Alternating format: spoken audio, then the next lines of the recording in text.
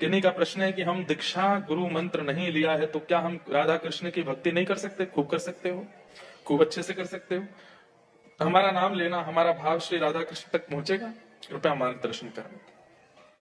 पहुंच तो जाएगा, उसमें कोई ऐसा दिक्कत नहीं है। कई ऐसे संत चरण हुए हैं जिन्होंने दीक्षा नहीं ली है।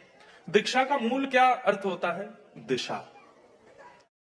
हम किसी आचार्य से दिशा ले रहे हैं। ऐसा हो ही नहीं सकता कि आपने दीक्षा नहीं ली और आप केवल ठाकुर जी के नाम गाने में रुचि रखने लगे। किसी को तो सुनते हो, किसी की आज्ञा तो मानते हो, किसी की कथा से प्रभावित तो होते हो, किसी के प्रवचन से तो इन्फ्लुएंस होते हो, और वो सुनकर के करने लग जाते हो, अपने चित्त में उतारने लग जाते हो। वो दिशा है, वही दीक्षा है।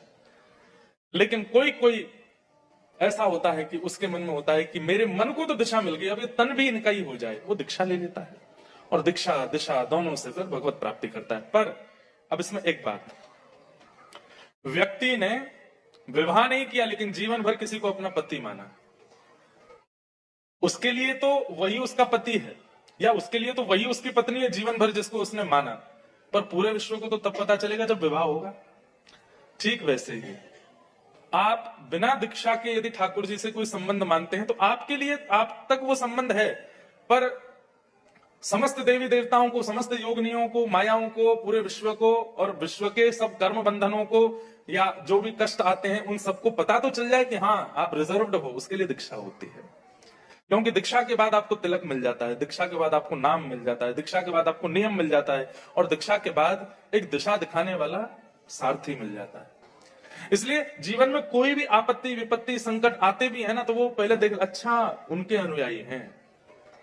शिवालय में जाएंगे तो शिव जी को भी पता है कि उनके अनुयायी हैं, दुर्गा जी के मंदिर में जाएंगे तो उनको भी पता है उनके अनुयायी हैं। यमराज जी जो हैं इस पृथ्वी के काउंसलर हैं। कभी कभी वो अपने गणों को भेजते, जाओ जो भी एक्स्ट्रा पड़े हैं उठा के लाओ उनको या फिर जो भी उल्टे सीधे काम कर रहे हैं इनको सबको लेके आओ यहां पर। लेकिन कह देते हैं क्या, देखना जिसके माथे पर उर्धपुंड हो, गले में कंठी माला हो, जिह्वा पर कोई मंत्र हो, उसको मत लेके आना। क्यों? वो किसी का हो चुका है, वो किसी का है, उसको मत लेके आना। वो ठाकुर जी के धाम जाएगा, वो ठाकुर जी के चरणों में जाएगा, उसको मत लेके आना।